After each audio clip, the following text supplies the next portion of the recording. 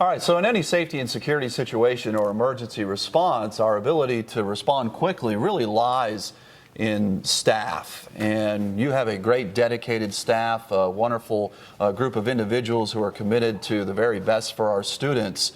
So let's talk a little bit about the school resource officer. We have them at high schools, middle schools, our K-8 schools as well, and you also have a zoned coverage standpoint so that they can be there if needed at other schools as well. So, but today's day and age, the role of the school resource officer, how does that play a role in safety and security in our hallways? Well, you know, first of all, the school resource officer, we've changed the whole image in terms of who they are. They're not there to lock our kids up. We don't want a pipeline from going from school into the prison system. What we've done is we've redefined what an SRO is and what the responsibilities are of an SRO. One is, the first role is being that of a mentor. They're there to interact with our kids, to be there as a confidant, to help them talk through situations, to have a relationship with them. They're also educators. They're there, many of them are involved in programs. We have our Junior Police Academy, our Student Police Academy, which is in our high school. Again, our Junior Police Academy is we have 4 middle schools that we're in, and we're doing a tremendous job. They're there to have interaction. That SRO serves as a lot of their friends, their counselors. Many of them do coaching after hours, but they're really there to serve our students and have a good working relationship with them. So they're on site, there is that key level of security. I think just seeing a school resource officer in itself provides students an opportunity to say, hey, if I need to talk to someone, I can. Yeah, you know, what you'll learn about, you know, our school environments, when you look at community-oriented policing, SROs and how we provide services is at the core of that. Community-oriented policing, we interact with everyone in that school community. One of the things that we've been able to do, because we're so widespread, we're in every municipality and unincorporated, all of our SROs, we want all of our students to experience an SRO and what services our SROs provide. And so what we do is that we have zoned it out. All of our schools are basically divided into 4 zones. Mm-hmm. And within those 4 zones, to better respond to a crisis or an incident, to also do programming, to give our kids exposure to SROs. We have divided up the entire district based on those 4 zones. And we have SROs that serve either as a primary SRO or a liaison to a school that may not have one. Mm-hmm. And so that system has really worked out really well. It gives our SROs an opportunity to learn about the school climate, environment, locations and communities, and to build relationships in those areas, and to work together as a team to share intel information. One of the things that we've done really well is share intelligence. Mm-hmm. If something is happening in one zone, we start seeing it trending to another zone. We share that information through intel bulletins. We also share intel bulletins and things that may threaten the school learning environment with other municipalities, and they do that as well. So within each zone, there may be 2 or 3 municipalities that are working together with us in order to keep our school communities and learning environments safe. Sounds like an effective way to have coverage for all 55 schools. It's all about collaboration. I mean, without our municipalities, without the law enforcement agencies as our partners, we cannot do the things that we do. You know, there's one group of people that I don't mention a lot, and I want to give them some accolades. And Actually, it's two. It's our principals. You know, they are at the forefront of all of this, and they're leading their teams to keep our schools safe. They're working along with our social workers who have the crisis intervention teams that are out there. When we see something that's happening in the community, even when it's not happening in schools, our crisis intervention teams are out there.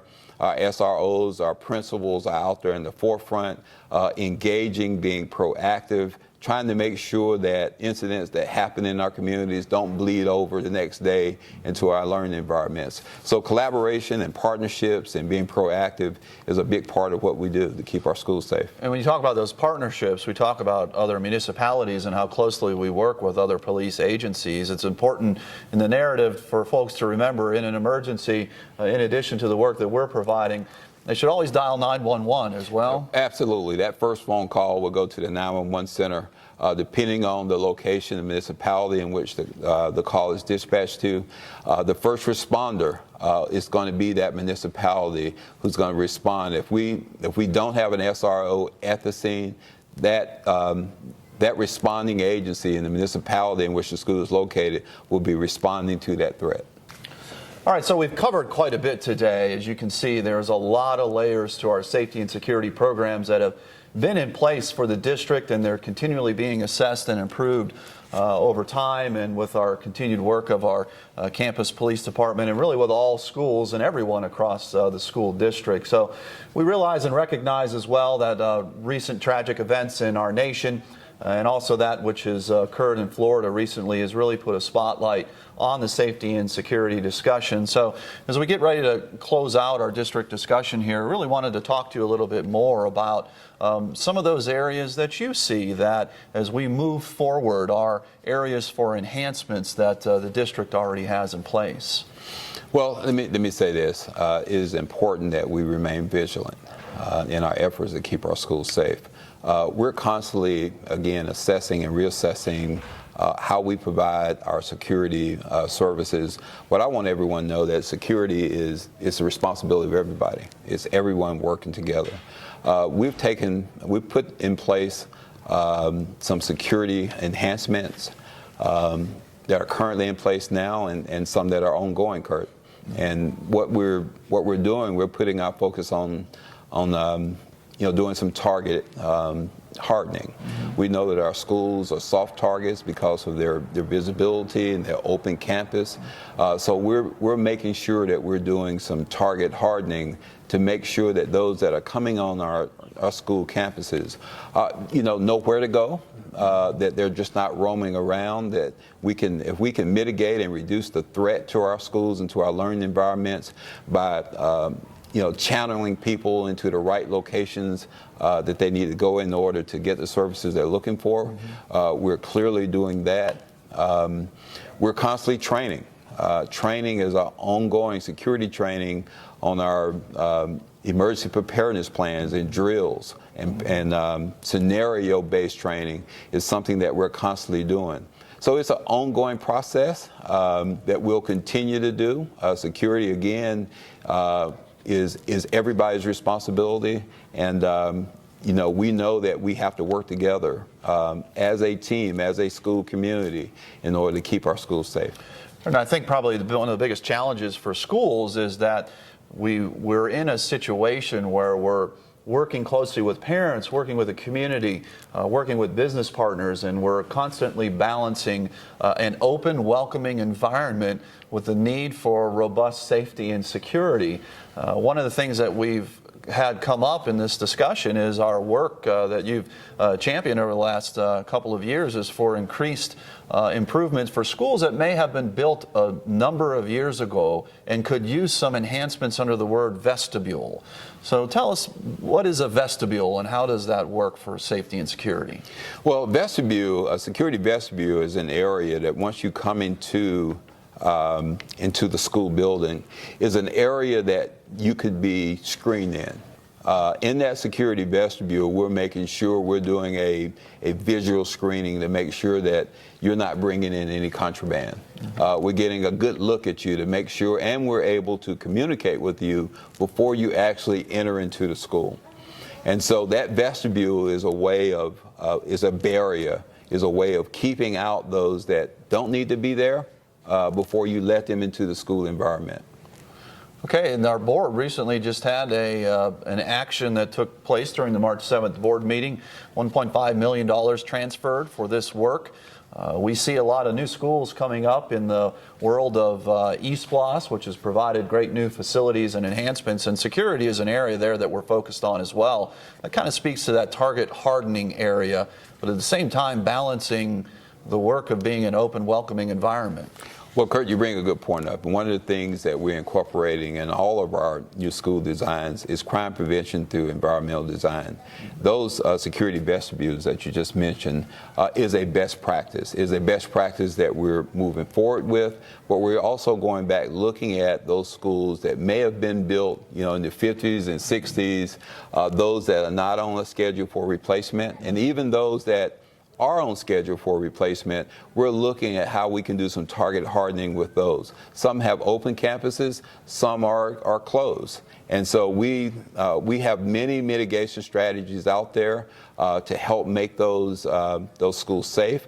Some include some fencing systems to prevent people from just walking through the campus. But it's an ongoing process, and I think we have some pretty good plans to help mitigate that risk moving forward.